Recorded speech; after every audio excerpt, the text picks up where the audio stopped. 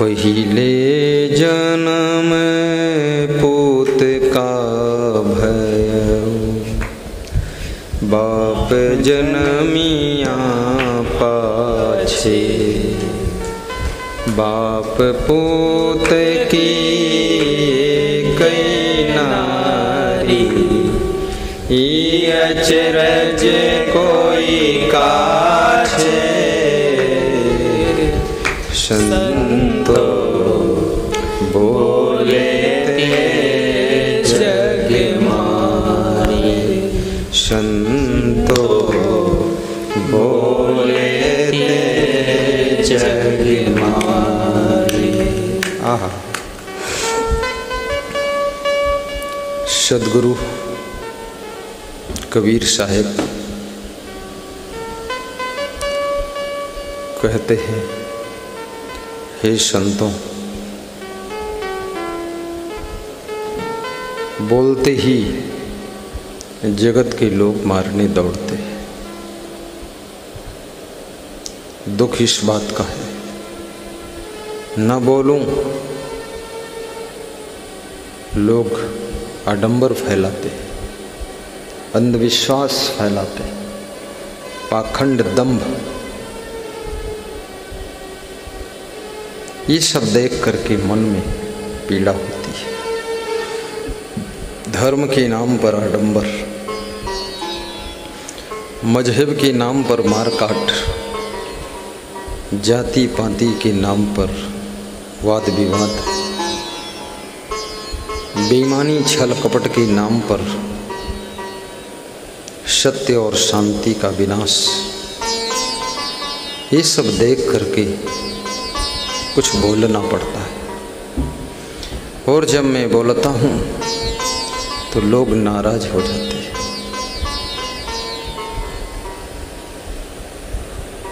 इस जगत में सही बात बोलना बहुत कठिन है। हाँ, पिताजी को सही बात कह दो तो वो नाराज हो जाते हैं, समझाओ तो मार उठ जाती है। पत्नी को अच्छी बात कहो तो वो दुखी हो जाती है। जैसा चल रहा है वैसा चलने दो तो सब चलता रहता है, डामाडोल। बहू को कुछ कंट्रोल करो तो बहू बहुत व्यथित हो जाती है।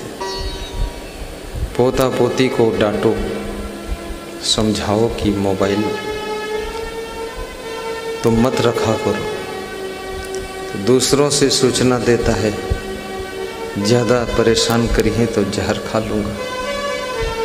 दादा दादी भी सोचते हैं, इस दुष्ट को जीने दो, भले जानवर बनकर जी, हमारे नाम से जहर खाएगा तो हम भी बदनाम होंगे। बोलना मुश्किल है। गांव में कोई गलत काम करता है, कोई बोलना नहीं चाहता उसको, जो बोले वो दुश्मनी हो जाए। गलत चल रहा है। प्रदेश में शासन में बैठे हुए लोग, शासन से वंचित लोग, पहले जो शासन में बैठ चुके हैं वो लोग, अब पैदल हो गए वो लोग। उसमें भी जो सही बात बोल दे तो और सही काम करे, ज़्यादा करे, उसके ऊपर सब मिल के टूट पड़ते हैं। गिद्ध की तरह, चील की तरह सब तरफ से नोचने लग जाते हैं।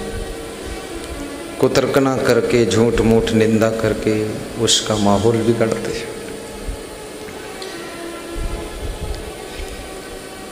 कबीर साहब कहते हैं, बहुत विवेक की आवश्यकता है, और विवेक करना यदि आ गया, याद रखना, फिर बोलोगे जरूर, लेकिन पहले तौलोगे फिर बोलोगे। जहाँ बोलने से बहुत वाद विवाद हो सकता है वहाँ कम बोलना चाहिए, और जहाँ बोलने से ज़्यादा ही झगड़ा हो सकता है चुप भी रह लेना चाहिए। जहाँ मौन रहने से शांति की स्थापना हो सकती है तो मौन भी रहना चाहिए। और गलतियां स्वयं भी नहीं करना चाहिए। दूसरों का ख्याल भी रखना चाहिए। परिस्थितियां बदलती रहती हैं, कंडीशन चेंज होती रहती है, सिचुएशन चेंज हो जाती है, लेकिन याद रखना मनुष्य का मन भी रोज रोज बदलता रहता है। ये मनुष्य का मन कोई साधारण मन नहीं है। इसके अंदर नाना प्रकार के विचार उद्गार उठते रहते हैं। ऑटोमेटिक कभी मन खुश रहता है, कभी मन खिन्न रहता है, कभी मन प्रसन्न रहता है, कभी मन दुखी रहता है, कभी मन बहुत खिला हुआ रहता है और कभी मन उदास हो जाता है, कभी निराश हो जाता है। शरीर के कष्ट भी मन के ऊपर प्रभाव डालते हैं। परिवार की उलझनें भी मन को प्रभावित करती है। गरीबी भी आपके मन को प्रभावित करती है। बीमारी आपके मन को विचलित कर देती है। इसलिए याद रखना, ये मन कोई साधारण नहीं है। मेरे गुरुदेव व्हीकल चेयर पर जा रहे हैं, विजिट कर रहे हैं आश्रम का। धन्य हो गुरुदेव। नमन है श्री क्षमादेव को, आशीर्वाद है शीतल दास को। बैटरी से गाड़ी चल रही है। देखिए गुरुदेव भ्रमण कर रहे हैं। वाह, कबीर बड़ के नीचे यात्रा चल रही है, गेट को पार कर रहे हैं।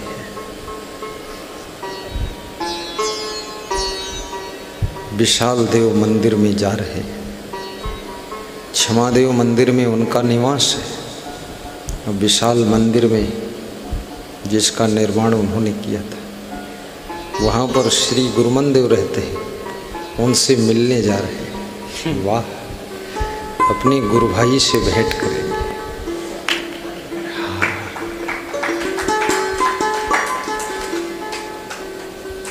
लगभग 250 मीटर दूर गुरु भाई की याद आती है, चल देते हैं। बचपन के साथी रोज मिल के आते हैं।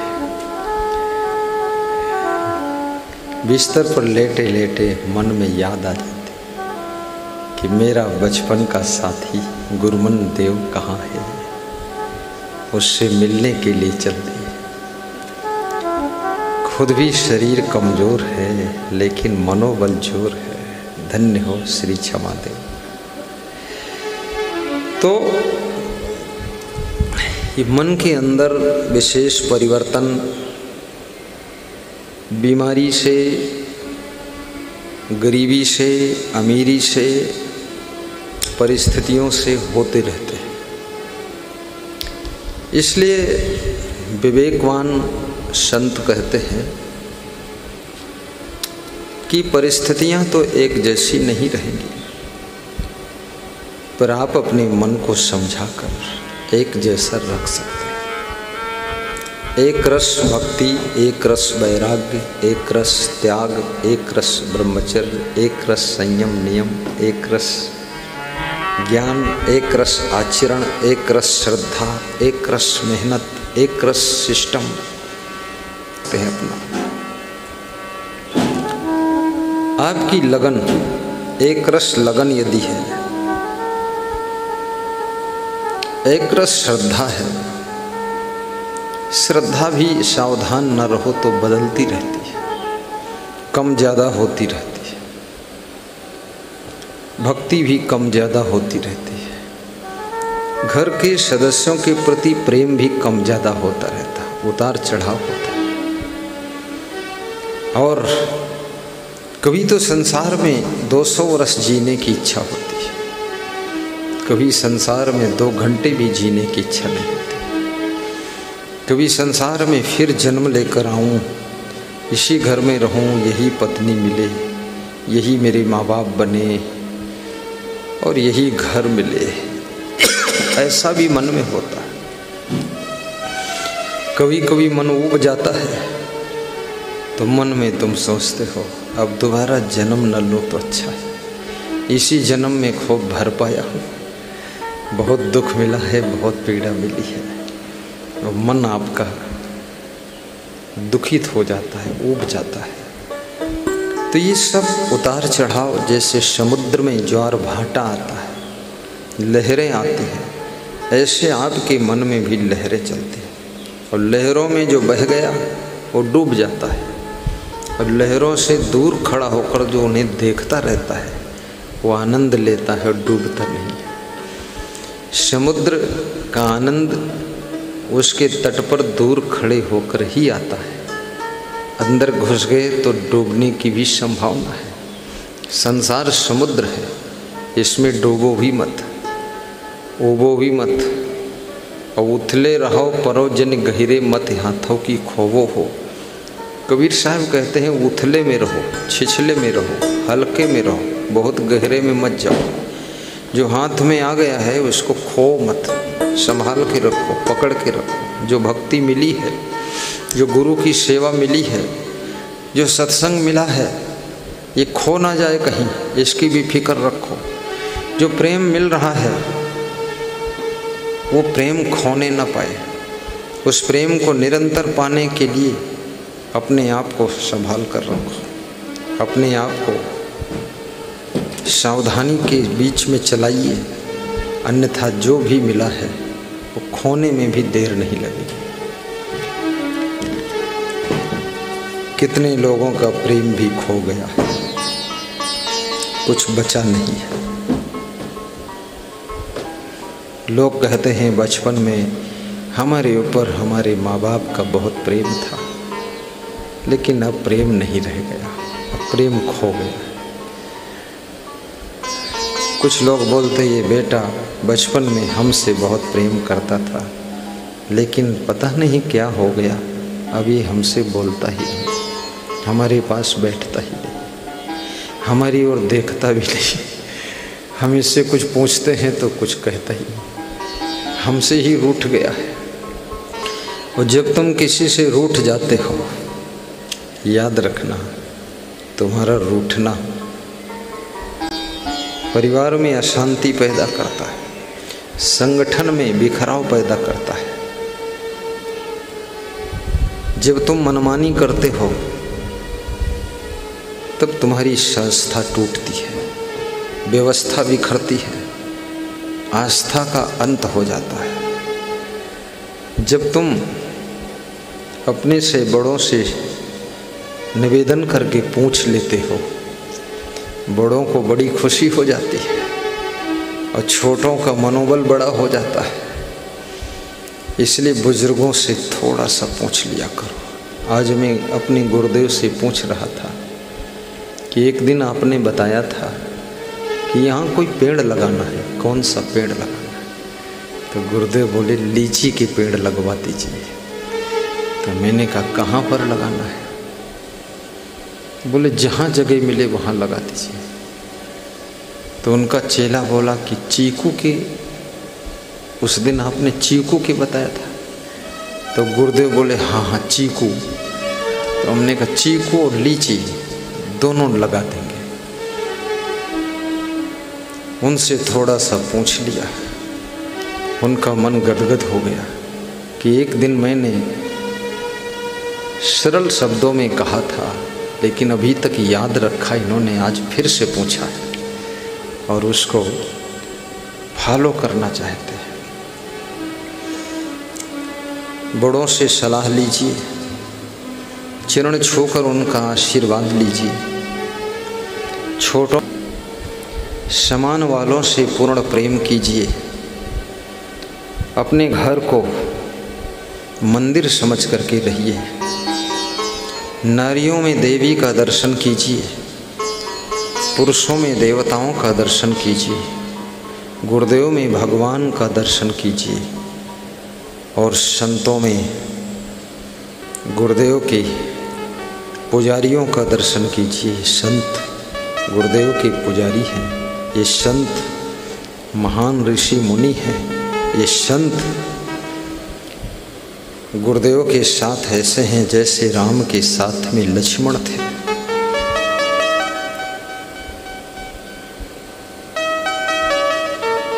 और आश्रम को भी नमन कीजिए। गुरुदेव की हर वस्तु को श्रद्धा से देखिए। पार्वती जी ने शिव जी से पूछा है गुरु के प्रति कैसी श्रद्धा होना चाहिए। शिव जी कहते हैं गुरु पादुकासन शय्यादि गुरुणा यदभिष्ठितम् नमस्कुर्वीत तत्सर्वं पादाभ्याम न अस्पृशेत क्वचित्। आइए सद्गुरु आपका आगमन इधर लाइए, सद्गुरु का दर्श मुझे कराइए। लाइए लाइए लाइए लाइए, पास में आइए आइए आइए, सद्गुरु का दर्शन। और आ जाओ आ जाओ। आइए सद्गुरु आपका स्वागतम स्वागतम स्वागतम स्वागतम स्वागतम स्वागतम स्वागतम स्वागतम स्वागतम। इधर से निकालना के सामने ऐसे। सद्गुरु आपका स्वागतम स्वागतम स्वागतम स्वागतम स्वागतम। प्रेम से स्वागतम, नेम से स्वागतम। आइए सद्गुरु आपका स्वागतम। ये है मेरे गुरुदेव। ताली बजाओ दमदारी के साथ। संत सब पीछे रहो, साथ में पीछे गुरुदेव के पीछे। आइए श्री क्षमा आपका स्वागतम स्वागतम स्वागतम स्वागतम स्वागतम। आइए मान्यवर आपका। गुरुदेव स्वयं को देख रहे हैं कि मैं क्या हूँ। स्वागतम अपने चेला को भी देख रहे हैं, क्या सुना रहे हैं मस्त। स्वागतम स्वागतम स्वागतम स्वागतम। आइए सद्गुरु आइए संत जी, स्वागतम स्वागतम स्वागतम स्वागतम स्वागतम स्वागतम। आइए सद्गुरु आपका स्वागतम। आइए सद्गुरु आपका स्वागतम। आपका स्वागतम आपका स्वागतम। आइए सद्गुरु आपका स्वागतम। आइए सद्गुरु आपका स्वागतम। बोलिए सद्गुरु भगवान की जय। पूज्य श्री क्षमा देव की जय। यथास्थान बैठ जाए। गुरुदेव दर्शन देकर जा चुके हैं, उनके दर्शन पाकर हम लोग कृतार्थ हो चुके हैं। साहिब बंद।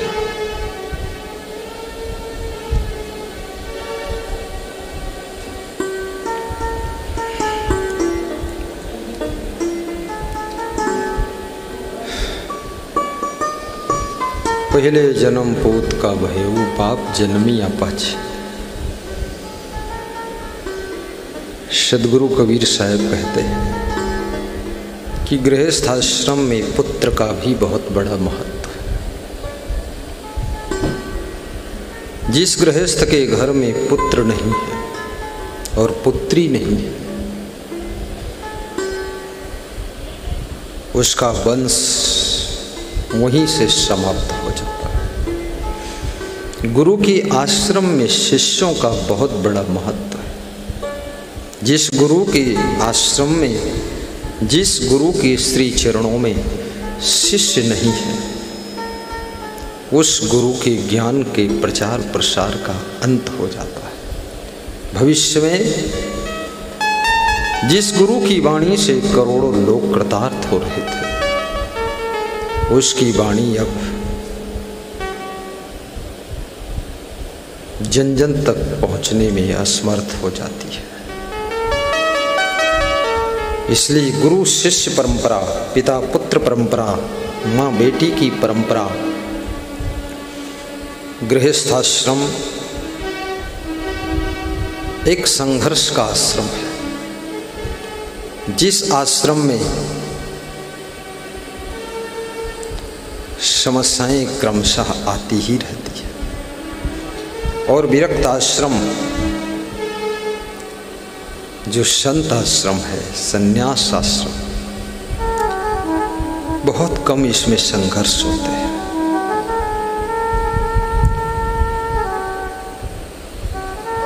प्रायः शांति रहती है। यदि गृहस्थ आश्रम में भी विवेक जागृत हो जाए तो 50% दुख कम हो सकते हैं। लेकिन गृहस्थ आश्रम बहुत बड़ी जिम्मेदारियों का आश्रम है। कंपलसरी वर्क गृहस्थ आश्रम में रहते हैं।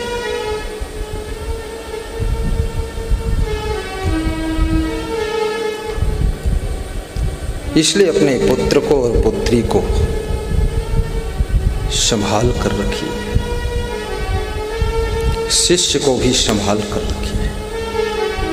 शिष्य यदि महान होगा तो उन्हीं शिष्यों में से कोई शिष्य एक दिन महान गुरु बनेगा। सभी शिष्यों के अंदर गुरु बनने की प्रतिभा नहीं होती। हर पुत्र बाप नहीं बन पाता है, हर बेटी मां नहीं बन पाती है। कुछ लोगों के संतान का जन्म ही नहीं होता है, परंतु हर शिष्य को गुरु बनने का लालच भी नहीं करना चाहिए कि मैं गुरु बनूं। गुरु की गुण हो, गुरु की योग्यता हो तो आपका गुरु स्वयं आपको आज्ञा देगा कि अब गुरु का कार्य तुम शुरू करो। कितने शिष्य मान सम्मान के लालच में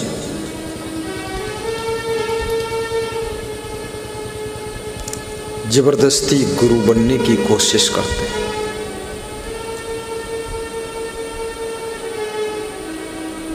ठीक से शिष्य नहीं बन पाए कि ठीक से गुरु कैसे बनेंगे। और अधकचरे शिष्य अधकचरे गुरु बनते हैं, और वही अधकचरे गुरु समाज में दुर्गंध फैलाते हैं, क्योंकि उनके आचरण में मजबूती नहीं है, वैराग्य में मजबूती नहीं, श्रद्धा में दृढ़ता नहीं, और उनका विवेक जागृत नहीं हुआ है। गुरु जबरदस्ती, वहाँ 2 बच्चे भी 4 बच्चे भी प्रदेश की व्यवस्था को अस्त व्यस्त करने में सहायक हो जाते हैं। कितनी रोड चौड़ी की जा रही है, फिर भी भीड़ कम नहीं हो रही है। मेरे बचपन में मैं देखता था मेटाडोर चलती थी जिसमें 12 लोग बैठते थे। आज ऐसी बसें चलती जिसमें 90 लोग बैठते, फिर भी भीड़ बहुत है। किसके ऊपर कब आक्रमण कर दें, कब जुंग आ जाए, जोश आ जाए, कुछ ठिकाना नहीं। इसलिए सीएम पीएम की सुरक्षा बड़ी टाइट रहती है। और याद रखना, हर व्यक्ति को सुरक्षा के घेरे में ही रहना चाहिए। आपका जो आचरण है ये सबसे कीमती चीज़ है। आपकी भक्ति, आपकी श्रद्धा, आपका ब्रह्मचर्य, आपका वैराग्य, आपकी आस्था, आपका प्रेम, आपकी उन्नति के फार्मूले, ये सब आपको सुरक्षित संभाल कर रखने की जरूरत है। परिवार के सदस्यों की भी सुरक्षा आपको करने की आवश्यकता है। संतों की सुरक्षा, गुरु की सुरक्षा की भी आवश्यकता है। क्योंकि आप अपनी भक्ति की रक्षा की चिंता ना करो तो तुम्हारी भक्ति भी डगमगा सकती है, श्रद्धा डगमगा सकती, ब्रह्मचर्य खंडित हो सकता है, वैराग्य टूट सकता है, आपके गुरु के प्रति आपका प्रेम इधर उधर हो सकता है, आपके घर में संगठन बिखर सकता है। इसलिए हर चीज की रक्षा सुरक्षा का ध्यान रखना चाहिए, तभी जीवन में सफलता मिलती है और शांति मिलती है। जरा चूक जाओगे, जो खेल तुमने 50 साल में खड़ा किया है वो खेल केवल 5 मिनट में बिगड़ करके ध्वस्त हो सकता है। बनाने में लंबी जिंदगी गुजर जाती है। आदमी जिंदगी भर बनाता ही तो रहता है, बनाते बनाते बनाते बनाते जिंदगी की शाम हो जाती है। जीवन का सूर्य अस्ताचल पर पहुंच जाता है, बुढ़ापा आ जाता है, थक जाते हैं लोग। और अपने हिसाब से लोगों ने बहुत कुछ किया है, हर आदमी बहुत कुछ किया है। एक आदमी गरीब है, गांव से निकल करके शहर में जा करके कुछ दुकानदारी थोड़ा बहुत करके पैसा बचाकर कष्ट उठाकर प्लाट लेकर मकान बनाकर खड़ा किया। कोई मिलता है तो उसको अपनी कहानी सुनाता है कि कहाँ से कहाँ पहुँचे, कैसे जीरो से हीरो बने, कैसे ये बस्ती जिले में गांव में रहते थे, दिल्ली कैसे पहुँचे, 2 मकान कैसे खड़ा किया। वो कहानी सुनाता है, आंसू आ जाते हैं। लेकिन जिन पुत्रों के लिए, पत्नी के लिए 2 मकान खड़ा किए हैं, कष्ट उठाया है, वे संतुष्ट नहीं है। पत्नी कहती है इससे बड़ा कोई बेवकूफ़ नहीं, बेटा कहते हैं ये तो पूरे मूर्ख है। मूर्खता पता चल जाती है। यदि गांव से निकल कर उस शहर में तुमको ना लाता तो पता चलता मूर्ख ये है कि तुम मूर्ख हो। ये तुम्हारा अहंकार, धूर्त कहीं के। अपने माँ बाप को भी धन्यवाद देना सीखो, पति को धन्यवाद देना सीखो, उनके संघर्ष और कष्टों को देखना सीखो। और उनको जब तुम धन्यवाद दोगे, उनकी मेहनत को धन्यवाद दोगे तो उनकी थकान उतर जाएगी और टेंशन चिंता खत्म होगी, उनके मुखमंडल पर ताजी मुस्कान आ जाएगी। इसलिए उनको धन्यवाद दीजिए। मेरे गुरुदेव कह रहे थे कि 200 रुपये हमारे पास नहीं थे एक दिन, तो 200 रुपये के कारण 4 एकड़ जमीन हमारी चली गई आश्रम की। 200 रुपये की तंगी थी। कभी उन्होंने बर्फी और पेड़ा खरीद के खाया नहीं, वही भुने चना और नमक सिलौटी पर बांट के ले जाते थे, पुराने कपड़ों बांध के, और लखीमपुर गोलम बैठे खा ले रहे। थोड़े दिन हम भी उनके साथ गए तो वही भुने चना, तो चना चबाने का आदत आज तक मेरी छूटी नहीं, क्योंकि शुरुआत वहीं से किया हमने। तो भक्तों को बता देता हूँ भुने चना ले आना, तो ले आते भगत लोग। भगत भी सोचता है भुने चना तो बचपन में खाए जाते, या गुरुजी बूढ़े हो गए तो वो भुने चना, बहुत उम्र हो गई, अब बचपन में खाए थे तो अब जिंदगी भर खाएंगे। भुने चना से ही तो इतना आगे बढ़े, भुने चना छोड़ देंगे तो रुक जाएंगे, स्पीड कम। भुने चना बहुत कष्ट उठा करके रमणी का आश्रम खड़ा किया है, उनको धन्यवाद दीजिए। और कभी किसी को अगर वो डांट दें, समझा दें, कुछ कह दें, कुछ बोल दें, कुछ ब्रेक लगा दें, नाराज मत होइए, मुस्कुरा दीजिए। उनकी बात में प्रेम से मुस्कुरा कर स्वीकार करो, और उसमें जो भी मोटिवेट करने वाला है करके अपने कार्य को करते रहो। रूठो मत। ऐसे बुजुर्ग माता पिता को, बुजुर्ग गुरु को, और मेहनत करने वाले, विकास करने वाले हमारे जो पहले वाले संत महात्मा हैं, उनको धन्यवाद दीजिए, नमन वंदन अभिनंदन कीजिए, ताकि उनका मनोबल बढ़ना चाहिए और आने वाली पीढ़ी भी मेहनत करके आगे संस्था को ले जाए। तब समझ लो आपको जीने की कला आई। आज हमारे एक शिष्य का फोन आया, शिशुपाल दास का। बोले गुरुदेव बहुत करुणा भर के बोला। वो छत्तीसगढ़ में सेवा कर रहे हैं, साल भर हो गए। बोले मैं गुरु पूर्णिमा में आना चाहता हूँ, दर्शन के लिए आना चाहता हूँ। मैंने कहा आ जाना। मैंने कहा आपके जो कोऑर्डिनेट हैं देवकर दास, उनसे भी पूछ लीजिएगा। तो कुछ नहीं बोला। बोला उनसे क्या पूछो, मना भी कर सकता है, इसलिए डायरेक्ट केंद्र सरकार से आदेश ले रहा हूँ। हमने कहा जाना ठीक है। दर्शन की बलिहारी गुरु जी तुमरे।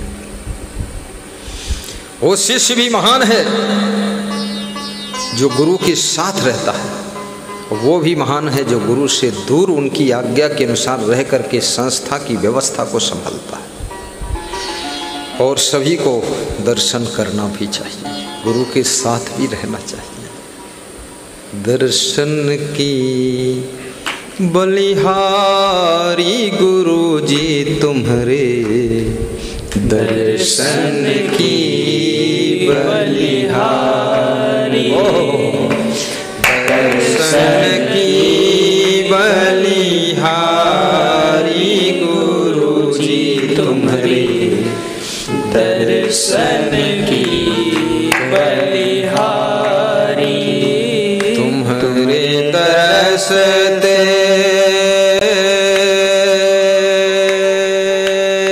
लगा दो लंबी तान। गायक लोग ऐसे बोलते करते रहते हैं। तुम्हारे दर्श से नारायण दास वहाँ हंस रहा है, इतना लंबा लगाया। अरे मैं वो गायकों से भी लंबा लगा सकता हूँ, लेकिन मैं शर्मा जाता हूँ। तुम्हारे दर्श से संकट कटतो है, संकट कटत है। अरे आगे क्यों गाऊं, मैं नया ढंग से गाऊंगा। संकट काटूंगा पहले 3 बार। संकट कटत है, संकट कटत है, संकट विकट है, संकट निकट है, करम मिटावत भारी गुरु जी तुम्हारे, दर्शन की बलिहारी, दर्शन की बलिहारी गुरु जी तुम्हारे, दर्शन की बलिहारी। बार बार गुरु का दर्शन करो। ये मत सोचना जिस पेड़ को आज तुम देखते हो, जिस वृक्ष का आज दर्शन करते हो, ये मत सोचना ये वही पेड़ है। आने वाले कल में इसमें नई कोपलें निकल जाती हैं, नए पत्ते निकलते हैं, नई टहनियां निकलती हैं, फूल आते हैं, फल आते हैं, और फल भी रोज बदलता है, पकता है, पीला हो जाता है। याद रखना, ऐसे गुरु रोज रोज नए रूप में दर्शन देता है। गुरु रोज रोज ताजा होता जाता है, उसके अंदर भी नई कोपलें निकलती है, उसका आशीर्वाद भी नया नया मिलता है। इसलिए गुरु का दर्शन बार बार करना चाहिए। बार बार दक्षिणा भी दो, बार बार दर्शन करो, बार बार सेवा करो, बार बार प्रसन्न हो जाओ, बार बार नमन करो, वंदन करो, अभिनंदन करो, बार बार बंदगी करो, साहेब बंदगी, बार बार उनके चरणों में प्रणाम। बार सतगुरु दर्शन दीजो आवीने। गुजरात के भक्त भजन के माध्यम से गाते हैं कि हे सदगुरु बारंबार दर्शन आकर दे देना। वो होशियार है, कोई नहीं कहते बार बार दर्शन करने आऊंगा, वो कहते दर्शन देने आना। हाँ, चतुर है गुजरात का आदमी, ऐसे ही बुद्धिमान होता है।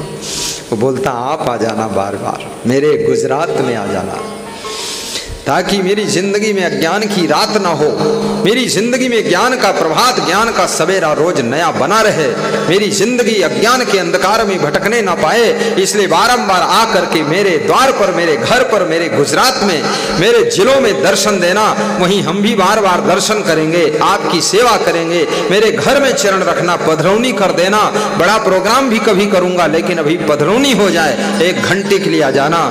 बार में बार सतगुरु दर्शन दीजो आवीने, बार में बार सतगुरु दर्शन दीजो आवीने, दर्शन दीजो आवीने, प्रभु दर्शन दीजो आवीने, दर्शन दीजो आवीने, प्रभु दर्शन दीजो आवीने। आश्रम के विकास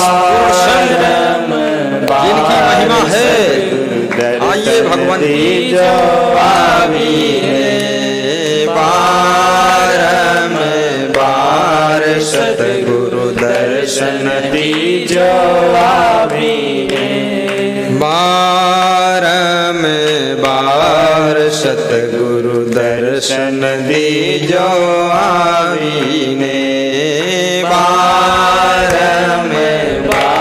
वाह वाह, जय हो संचालक साहब। दीजो आवीने, दर्शन दीजो आवीने, प्रभु दर्शन दीजो आवीने। दर्शन दीजो आवीने, प्रभु दर्शन दीजो आवीने। वार में वार सतगुरु दर्शन दीजो आवीने। इतने माला वाह, क्या बात, मौस्क लगाया, पूरा कोरोना का नियम पालन करते हो, ऐसी तगड़ी पगड़ी। अरे वाह गुरबंद साहब, बहुत मुस्कुरा रहे हैं आप, लेकिन मौस्क के अंदर चेहरा बंद है। आइए आइए, बंद बंद आइए, यहाँ खोलेंगे हम लोग। बार में बार सतगुरु दर्शन दीजो आवीने, बार में बार सतगुरु दर्शन दीजो आवीने। दर्शन दीजो आवीने, प्रभु दर्शन दीजो आवीने। दर्शन दीजो आवीने, प्रभु दर्शन दीजो आवीने। बार में बार सतगुरु दर्शन दी। जय हो संचालक साहब की ओर। पूज्य श्री गुरुमनदेव की जय, पूज्य श्री गुरुमनदेव की जय, पूज्य श्री गुरुमनदेव की जय, पूज्य श्री गुरुमनदेव की जय। बार में बार सतगुरु दर्शन दीजो आवीने। बार में बार सतगुरु दर्शन दीजो आवीने। दर्शन दीजो आवीने, प्रभु दर्शन दीजो आवीने। दर्शन दीजो आवीने, प्रभु दर्शन दीजो आवीने। बार में बार सतगुरु दर्शन दीजो आवीने। बार में बार सतगुरु दर्शन दीजो आवीने। आज हमारा भाग्य जाग्या, आप आवीने दर्शन आप्या। आज हमारा भाग्य जाग्या, आप आवीने दर्शन। मोहित अमनिश थाप्या, एवा मोहित अमनिश थाप्या। शोभा भक्ति के रो साज सजावीने। शोभा भक्ति के रो साज सजावीने। वंदन करिए सतगुरु तमने शीश नमावीने। बैठिए सब राजी। वंदन करिए सतगुरु तमने शीश संचालक साहब को इधर भी दर्शन करा दो। तमने शीश नवावीने, गुरु तमने शीश नवावीने। बार में बार सतगुरु दर्शन दीजो आवीने। बार में बार सतगुरु दर्शन दीजो बंदगी साहिब बंदगी। अभी आप दर्शन कर रहे थे हमारे छोटे गुरु के रूप में पूज्य श्री गुरुमन देव जी, जो कि आश्रम के संचालक रहे। उसके पहले आप दर्शन कर रहे थे पूज्य श्री क्षमादेव जी के, जो कि इस आश्रम के गुरु महाराज हैं, हमारे भी गुरु हैं। पहली बार वह अपने ये व्हील चेयर से आकर दर्शन दे रहे थे। संचालक साहब भी खुश हो रहे हैं, उनका मन गदगद हो रहा है कि हमारे शिष्यों ने बहुत डेवलपमेंट किया है, अरेंजमेंट, मैनेजमेंट, डेवलपमेंट सब कर रहे हैं और देख रहे हैं, मन ही मन मुस्कुरा रहे हैं और विशाल मंदिर की ओर जाने का मन बना रहे हैं। क्षमा मंदिर का दर्शन कर रहे हैं। ये हाल जहाँ सत्संग हो रहा है इसका नाम गुरुमन देव हाल रखा गया है। ये गुरुमन देव सत्संग हाल है, उनके नाम से इस हाल का नामकरण किया गया है। इसका बोर्ड लग जाएगा, थोड़े दिन में सब तैयारी हो जाएगी।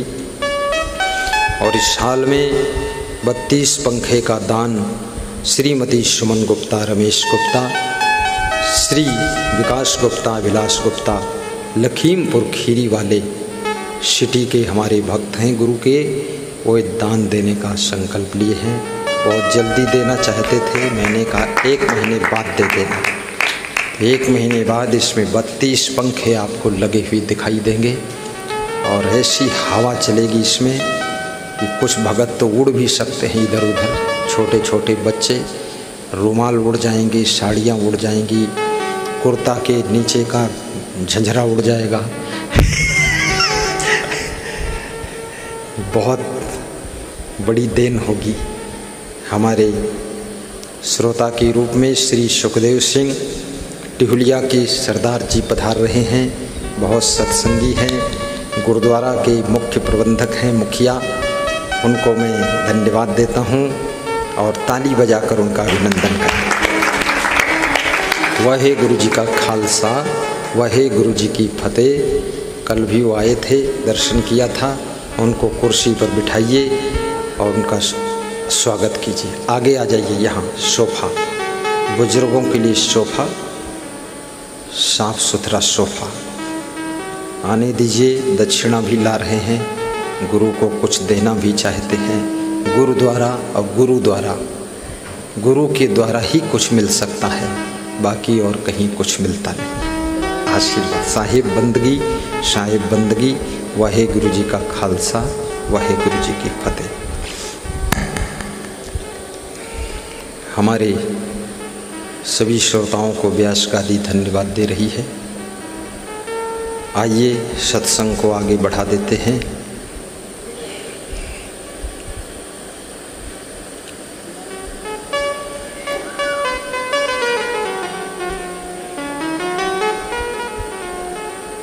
धन्य हो महान साहिब। पहिले जन्म पूत का भयउ, बाप जनमिया पाछे, बाप पूत की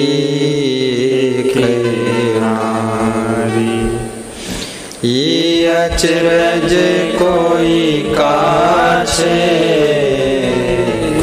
संतो बोले ते जग मारे। वाह, संतो बोले ते जग मारे। कबीर कहते हैं, जब मैं बोलता हूँ लोग मारने दौड़ लेते हैं, नाराज हो जाते हैं। देश के अंदर बहुत अच्छा बोलने वाले, सत्य बोलने वाले लोग, उनको अधिक दिन जीने नहीं देते। घर के अंदर भी सही बात बोलने वालों को लोग अलग थलग कर देते। आश्रम और गुरुद्वारा में भी सही बात दृढ़ता के साथ बोलने वालों को कमेटी से धीरे धीरे बाहर कर देते, लोफड़ इकट्ठे हो जाते, उसी में नोच घसोट भी करते रहते। लेकिन याद रखना, जहाँ सत्य है वहीं शांति और सम्मान निवास करता है, और वहीं विकास और उन्नति निरंतर होती रहती है।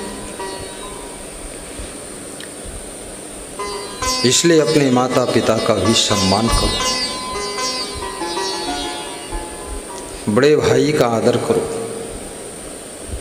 और वे जो सही बात बोल रहे हैं उनकी बात को बुरा मत मानो। कितने भाइयों में देखा गया है, अपने बड़े भाई से इतना नाराज है कि उसके पास आते भी नहीं, बैठते भी नहीं, सुनते भी नहीं। उनका सबसे बड़ा दुश्मन उनका भाई है। थोड़ा गम खाना भी सीखो। रिक्शे वाले से भी तुम मेल बनाकर यात्रा कर लेते हो, मल्लाह से भी मेल बना करके नदी पार हो जाते हो,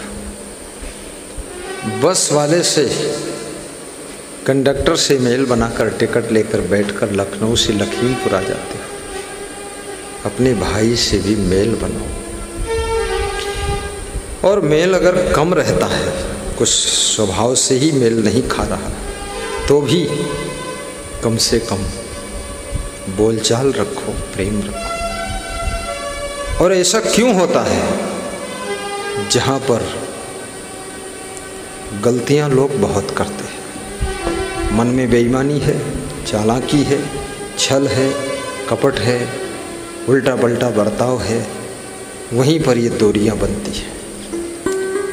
कभी भी लालच मन में आने मत दो। तुम्हारा कुछ बिगड़ने वाला नहीं, कुछ खोने वाला नहीं। तुम चिंता क्यों करते हो? जो तुम नहीं कर सकते हो तो तुम्हारा भाग्य करके दिखाता है। याद रखना, सारा कंट्रोल तुम नहीं करते हो। तुम्हारे पूर्व जन्म की पुण्य वो भी तुम्हारे साथ में सहारा देते हैं। कई बार तुम कहते हो, अरे मैं तो सोच भी नहीं पाया और मेरे भाग्य ने कमाल दिखा दिया, मेरा ये काम बन गया। भाग्य भी साथ देता है। और जिसका भाग्य प्रचंड होता है, किसका? जिसके पूर्व जन्म के पुण्य बहुत होते हैं, सत्कर्म बहुत होते हैं। जो आत्मा पूर्व जन्म में बहुत भक्ति करके आई है, जो बहुत सत्संग करके आई है और सत्संगियों की सेवा किया है, भंडारा किया है, गुरुद्वारा बनाया है, आश्रम बनाया है, धर्मशालाएं बनाई हैं, भंडारे किया है, लंगर चलाए हैं, वो आत्मा जिसने नेतृत्व किया है, वो आत्मा यदि कभी कभी इस जन्म में बुद्धि कम भी लड़ाती है, फिर भी उसका भाग्य जो है रास्ता निकालता है। एक सज्जन कह रहे थे कि मैं कभी कभी कुछ बातों को सोचता ही नहीं हूं, लेकिन मेरा भाग्य मेरी रक्षा करता है, मेरी किस्मत इतनी अच्छी है। मैं कभी कभी पुरुषार्थ से अपने दिमाग से गलत रास्ता भी चुन लेता हूं, लेकिन मेरी किस्मत इतनी बुलंद है, उस रास्ते को आगे से रोक देती है, फिर मोड़कर सही रास्ते पर लाती है। तुम कभी कभी गलत डिसीजन ले लेते हो जीवन में, बहुत बड़ी बात है, लेकिन तुम्हारा भाग्य उस डिसीजन में तुमको आगे नहीं बढ़ने देता है, फिर मोड़ के उस सही रास्ते पर लाता है। इसको कहते हैं सौभाग्यशाली होना। तुम कभी कभी सोच लेते हो कि अरे छोटी मोटी नौकरी मिल जाए बस ठीक है, लेकिन वो नौकरी नहीं मिलती है, क्योंकि तुम्हारा किस्मत ज़्यादा बड़ा है, इसलिए छोटी नौकरी नहीं मिलेगी आपको।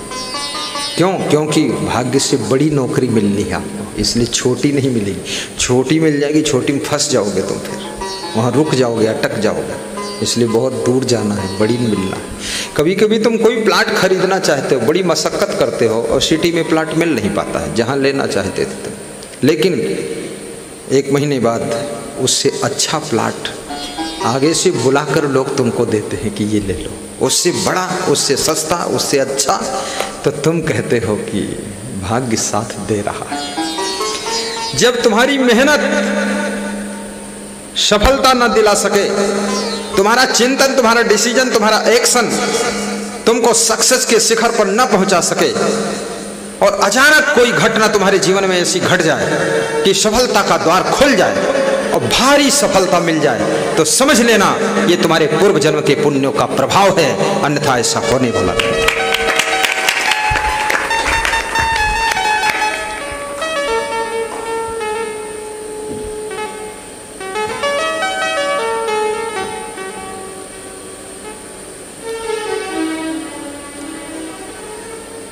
बहुत बड़ी बात है। यदि आपके जीवन में किसी लक्ष्य में, किसी राह में बाधा आती है, उसमें कुछ आपके लिए बड़ा होने वाला है। अब उस बाधा से उबिए डूबिए मत, घबराइए मत, कुछ नया, कुछ बड़ा होने वाला है। किसी शहर में मुझको एक साधु ने छोटा सा आश्रम दान दिया। 2 साल बाद उसका मन बदल गया, बोला अब नहीं दूंगा। तो एक दिन मैंने सोचा इसमें 4 लाख रुपए खर्च हो गए, मेरा समय भी खर्च हुआ, अब इसका मन बदला है। उसके मोह आ गया, बोला अब अपने नाती को दूंगा। तो मैंने कहा जय हो श्री क्षमादेव की, कुछ बड़ा होने वाला है। छोड़ दिया, उस दिन से वहाँ कभी गई ही नहीं। और रुपया भी छोड़ दिया, जो सामान था छोड़ दिया, उसका कभी देखने नहीं गए। और हुआ क्या, उसको छोड़ते ही हम फ्री हुई, और फ्री होते ही बड़ा प्लान तैयार हुआ मेरे सामने। अंतरात्मा की आवाज उठी कि तुम कहाँ इसमें फंसने जा रहे थे, तुम इतने विश्व के महात्मा हो, तुम इसके लफड़े में कहाँ फंस रहे थे। अरे प्रभु, तुम विश्वनाथ हो, तुम कहाँ ये एक नाथ में फंस रहे थे। और फिर अंदर से ऐसी आवाज़ आई कि तुम पंडाल बनाओ, माइक खरीदो, वीडियो कैमरे लो, ट्रक लो, गांव-गांव जाके प्रवचन करो। वो सब मैंने सोचा 1 साल में सब हो गया। गांव-गांव में प्रवचन करने लगे। किसी एक आश्रम में तुम फंस जाओ, एक गुरुद्वारे में फंस जाओ, एक संस्था में फंस जाओ, तो ऐसे हो गया जैसे किसी झौवा के नीचे, किसी पात्र के नीचे दीपक को ढांक दिया गया, और उससे तुम बाहर निकल जाओ तो तुम्हारा उजाला पूरे वर्ल्ड में फैल सकता है, पूरे वर्ल्ड में फैल गया। बोलिए सद्गुरुदेव की जय। फिर मुझे कुछ लोग एक दूसरे प्रदेश में मिले, बोले यहाँ आश्रम बना दो। तो वहाँ हमने कहा चलो ठीक है बनाओ। वहाँ भी कुछ बाधा आई, तो हमने कहा बहुत बढ़िया है, इससे भी बड़ा कुछ होने वाला है लगता। तो हम उधर से भी सिमट लिए, पीछे हटे, उससे बहुत बड़ा कुछ हो गया। फिर राजधानी के पड़ोसी एक आश्रम बनाया, फिर मन वहाँ से भी हटा। फिर राजस्थान में भी एक आश्रम बनाया, फिर मन वहाँ से भी हटा। वो सब आश्रम हैं हमारे पास, पर मन हटा हुआ। ये आश्रम था, यहाँ भी हम रहते हैं, देखते हैं ठीक है, लेकिन मन में पूरा लगाव नहीं है इसके प्रति ना, मन हटा हुआ है। यहाँ से भी हटा है, सब जगह से हटा है, तो फिर कहाँ डटा है? डटने वाला है। क्या ऐसा डटने वाला है, कुछ बहुत बड़ा होने वाला है। क्या होने वाला है? कोई बहुत बड़ी तीर्थ नगरी में बहुत विशाल आश्रम बनने वाला है, जहां 5 लाख भक्तों का लंगर चलेगा। 5 लाख भक्त एक साथ लंगर में खाएंगे भोजन, दाल चावल सब्जी रोटी खीर पूड़ी हलवा छकेंगे, और बैटरी गाड़ी से दाल चावल लद के जाएगा। पंगत के बीच में बैटरी गाड़ी ले जाएगी, जिसमें 5-5 कुंटल चावल लदा होगा। 4-4 लोग बांटेंगे, पूरा रोड बनी होगी, उसमें पंगत दोनों तरफ चल रही होगी, और उसके बीच में मैं भी घूमूंगा। मैं भी किसी किसी को पूड़ी दूंगा, हलवा दूंगा, बाटी दूंगा, और बहुत बड़ा होने वाला है। कहाँ होने वाला है ये नहीं बताऊंगा, होने वाला है क्योंकि आप अगर सुई पा गए और उसको मुट्ठी में मजबूती से पकड़ लिया तो याद रखना फिर सुई ही पकड़े रहोगे। अगर मुट्ठी खोल दिया, सुई दूसरे के पास आ गई तो तुम्हारी मुट्ठी में कुछ बड़ा आने वाला है। खुल गई मुट्ठी और कुछ लोगे आप। इसलिए कहीं लालच में भी मत फंसो।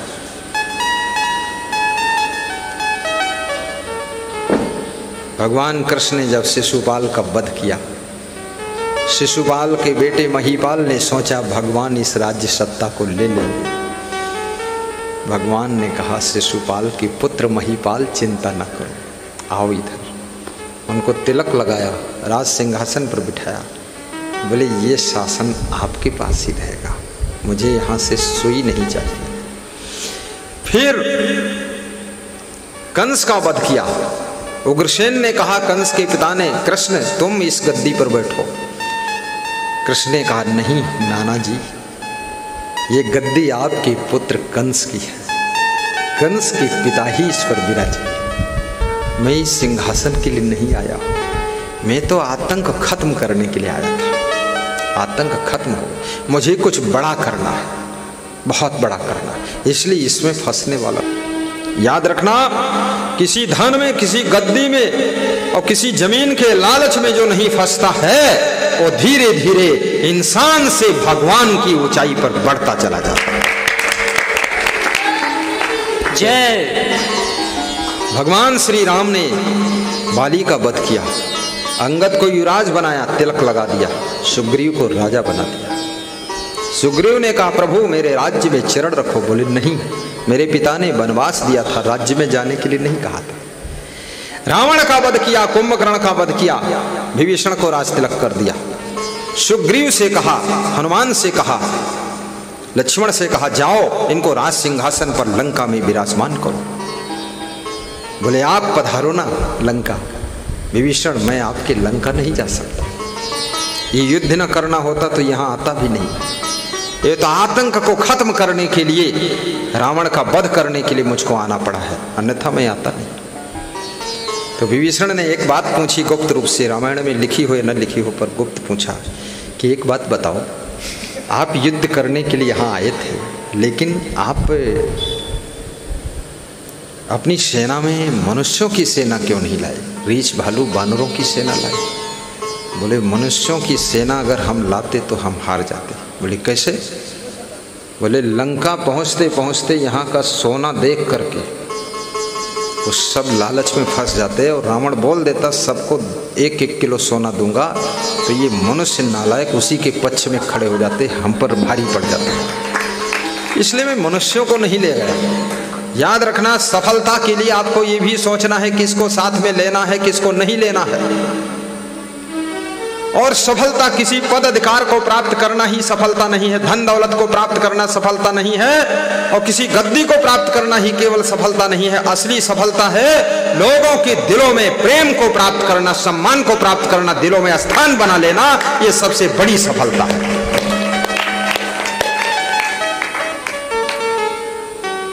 भगवान राम कहते रीछ भालू बानर के लिए सोना चांदी का महत्व ही नहीं, इसलिए इन्हीं को लाया हूं। इनको लालच नहीं दिया सकता, क्योंकि ये सोना चांदी पहनते ही नहीं, वो जानते भी नहीं। वास्तव में जो व्यक्ति ये क्षुद्र चीजों का मूल्य नहीं समझता है और क्षुद्र चीजों के लिए मन में लालच नहीं रखता है, वही व्यक्ति आपका सही साथ दे सकता है और अंत तक आपके साथ को निभा सकता है। लालची आदमी बीच में लालच में फंस करके तुमको कहीं बहुत गहराई में फंसा देगा, इसलिए ऐसे लोभियों का साथ छोड़ दीजिए, विश्वास मत कीजिए। साहिब बंदगी बोलिए। सकल संत गुरु जन जो समझा रहे हैं, ये चर्चा भुलाना महामूढ़ता है। बड़े भाग्य से मानो जीवन मिला है। वाह, बड़े भाग्य से मानव जीवन मिला है। क्षुद्र कागज के टुकड़ों के लिए मानवता छोड़ देना, मनुष्यता का त्याग कर देना, ये घाटे का सौदा है। ये बड़े भाग्य से मनुष्य जीवन मिला है। ये पैसा रुपया ये कोई बहुत बड़े भाग्य की बात नहीं है। आता है, जाता है, मिलता है, छूटता है। और कितना ही पैसा हो जाए, जब सोओगे तो एक ही बेड पर सोओगे। जब तकिया सिरहाने लगाओगे, एक तकिया लगाओगे। खाओगे तो 2-4 रोटी ही खाओगे। ऐसा नहीं कि आप पैसे वाले तो 100 रोटी खा लेंगे। आप पैसे वाले तो 10 बेड पर सोएंगे टांगे फैला करके। आपकी लंबाई ही नहीं है। आप पैसे वाले हैं तो 20 गाड़ी में एक साथ बैठ करके चलेंगे, ऐसा संभव नहीं हो सकता। आपको एक ही गाड़ी में एक समय बैठना पड़ेगा। इसलिए पैसा वाला होना बुरा नहीं है, लेकिन पैसे के लिए ईमान को छोड़ देना और पैसे के लिए मानवता को त्याग कर देना, ये सबसे बड़ा घाटे का सौदा है। फिर आपको मनुष्य का जीवन नहीं मिलेगा, क्योंकि आपने मनुष्यता को त्याग किया है। बोलिए सद्गुरुदेव की जय। बड़े भाग्य से मानो जीवन मिला है, निरर्थक बिताना महामूढ़ता है, निरर्थक बिताना महामूढ़ता है। ओहो, धन्य हो साहिब बंदगी, साहिब बंदगी। मैंने लीची और चीकू के पेड़ों के बारे में लगाने के लिए सूचना आज दिया था। झारखंड गोड्डा जिले से चंजोरा गांव के निवासी श्रीमान अरुण शाह, श्रीमती संगीता देवी शाह ने निवेदन किया है कि ये पेड़ मेरी ओर से नर्सरी से खरीद कर आप मंगाइए। इसका पेमेंट मैं करूंगा। आपकी श्रद्धा गुरुदेव मैं निभाऊंगा। कहाँ गोड्डा है, कहाँ झारखंड है, कहाँ अरुण शाह रहते हैं, कहाँ संगीता देवी शाह उनकी पत्नी रहती हैं। दोनों प्रवचन सुन रहे हैं और एक दिन उन्होंने सत्संग भी करवाया था। अरुण शाह, तुम धन्य हो।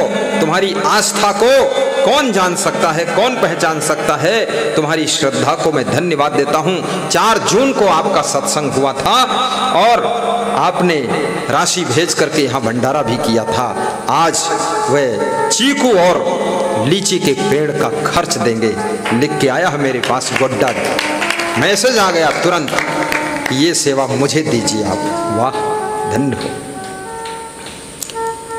और एक सज्जन डिस्ट्रिक्ट मैनपुरी, जिला मैनपुरी, उत्तर प्रदेश, गोविंदपुर, हमारे पूज्य श्री संचालक साहब जी आ रहे हैं। श्री महेश कुमार राजपूत, माधुरी देवी राजपूत, कार्तिक राजपूत, कुमारी योग्यता राजपूत। आने दो, आने दो। अमान साहब हैं, अल्लाह अल्लाह। हमारे आश्रम के मुख्य कोठारी, जिन्होंने आश्रम को बनाने में अपना समय दान, बुद्धि दान, श्रम दान किया है, आज वह दर्शन देने के लिए तीनों मूर्ति, ये तीसरी मूर्ति आ गई। मैं पहचान नहीं पाया। सामने ले जाइए, उसके बाद जोर से ताली बजाकर, हाँ जोर से अभिनंदन। वाह, देखिए ये बुजुर्गों का सम्मान जहां होता है, जहां वृद्धों का आदर होता है, जहां पर फाउंडेशन खड़ा करने वालों का सम्मान होता है, याद रखना वहां का विकास कभी रुकता नहीं है, उन्नति कभी रुकती नहीं है। और जिसके घर में बूढ़े दादा दादी और माँ बाप का अपमान होता है और जिस आश्रम में गुरुओं का अपमान होता है, उस आश्रम का, उस घर का विनाश हो जाता है। इसलिए बड़े बूढ़ों का सम्मान करो, उनका आदर करो। धन्य हो श्री अमान साहब जी, आशीर्वाद, साहिब बंदगी। मुस्कुराइए, धन्य हो। हाँ, लगाइए उनके ऊपर। दर्शन की बलिहारी गुरु जी तुम्हारे दर्शन की बलिहारी। ये माला उनको पहनाइए मेरी ओर से, माला दर्शन की बलिहारी पहनाइए, स्वागत कीजिए। दर्शन की बलिहारी, दर्शन की बलिहारी। जय हो, ताली बजाओ, ताली बजाओ। दर्शन की बलिहारी। बूढ़ी सासू का भी सम्मान करना सीखो, दादी दादा का सम्मान करना सीखो, और माँ बाप का सम्मान करना सीखो, और अपने आश्रम के बुजुर्गों का भी सम्मान करना सीखो, और सम्मान करने योग्य अपना सुंदर स्वभाव बनाना भी सीखो। दर्शन की बलिहारी। बहुत सेवा किया है इन्होंने मेरी, बहुत संभाला है इन्होंने मुझको। दर्शन मेरी फिक्र किया है तीन महान पुरुषों ने, श्री क्षमादेव, श्री गुरुमनदेव, श्री अमानदेव, तीनों ने मेरी फिक्र किया है कि अगर इस पौधे को संभाल ले गए तो इतनी छाया करेगा ये पौधा, वर्ल्ड के लोग शांति पाएंगे। बहुत मेहनत किया है इन्होंने। इनको दूध मिल जाता था, मेरे लिए ले आते थे। 35 साल पहले दूध भी कम था, कहीं मलाई मिल गई मुझे देते, तुम खा लो। मैंने कहा नहीं नहीं आप खाओ। कपड़ा सही मिल जाए तो मुझे देते थे, तुम पहन लो। तो हमने कहा नहीं नहीं, मुझको अच्छा कपड़ा पहनाया है, अब मेरा फर्ज है कि इनको जिंदगी भर कपड़ा पहनाऊं और इनका सम्मान करूं। हम सब मिल करके इनका आदर करेंगे, क्योंकि जो हमारे शिष्य हैं इनको भी याद रखना चाहिए कि इन लोगों ने हमको तैयार किया है, तब हम तुमको मिले हैं। अब तुम लोग इनकी सेवा करो तो हम खुश हो जाएंगे। दर्शन की बलिहारी गुरु जी तुम्हारे दर्शन। धन्यवाद हरीश दास, नरेश दास, रूपेश दास, सुखपाल दास, यज्ञेश दास, पारस दास, सुरेश दास, आदित्य दास, महेश दास, हरिकर दास, प्रेमपाल दास, सर्वेश दास, उपदेश दास, लेखपाल दास, लवकुश दास, नियम साहब, संयम साहब, अनुभव दास, प्रवीण दास, प्रशांत दास, शिशपाल दास, देवकर दास, तिलक दास, फिरत दास, द्वारिका दास, राधे श्याम दास, सेवक दास, बोधकर दास, रामपाल दास, दास में दास, चूड़ामणि दास, शीतल दास, चंद्रपाल दास। क्या बात, धन्य हो। दर्शन की बलिहारी गुरु जी तुम्हारे दर्शन की बलिहारी। प्रेम की गंगा बहाते चलो। बैठो, सब बैठ जाओ, विराजो। 27 दिन लगातार हो चुके प्रवचन चलते चलते आज सभी महान पुरुषों ने दर्शन दिया व्यास गादी पर। 27वें दिन हमारे सुखदेव सिंह भी पधारे, लहरपुर के भक्त, अमीन नगर मोहम्मदी के भक्त भी आए। आज मैनपुरी जिले से ऑनलाइन प्रोग्राम की मांग आई है। श्री महेश कुमार राजपूत, माधुरी देवी राजपूत, पुत्र कार्तिक राजपूत, पुत्री योग्यता राजपूत, पिता स्वर्गीय श्री वीरेश कुमार राजपूत की स्मृति में सुखद सत्संग और भंडारा आश्रम में करने के लिए 11,000 की राशि आपने भेजा है। गुरु की दक्षिणा भी भेजने वाले हैं, दक्षिणा भी भेजेंगे। धन्यवाद देता हूँ महेश भैया, आप आना भी आश्रम। मैनपुरी का अच्छा भक्ति में स्थान आ रहा है। मैनपुरी आगे नंबर ले रहा है, आजमगढ़ आगे ले रहा है, सुल्तानपुर ले रहा है, लखीमपुर भी ले रहा है, सीतापुर ले रहा है, बाराबंकी ले रहा है, लखनऊ, रायबरेली, उन्नाव ये नंबर ले रहे हैं। और हर जिले वालों को नंबर लेना चाहिए। वहाँ बड़े बड़े नंबरी लोग बैठे हैं, नंबर नहीं लेते, सोचते रह जाते हैं। सेवा करो, सेवा करो, सेवा ही तुम्हारी उन्नति का द्वार खोलेगी। सदगुरु कबीर साहब कहते हैं, पुत्र को संभालो, पुत्री को संभालो। जब वो दोनों बड़े होंगे, माता पिता बनेंगे, तो कितने महान माता पिता बनेंगे। और अपने पोता पोती को भी संभालो। आज जो पोता है कल वही पिता भी बनेगा, दादा भी बनेगा। इसलिए बच्चों पर विशेष ध्यान देना चाहिए।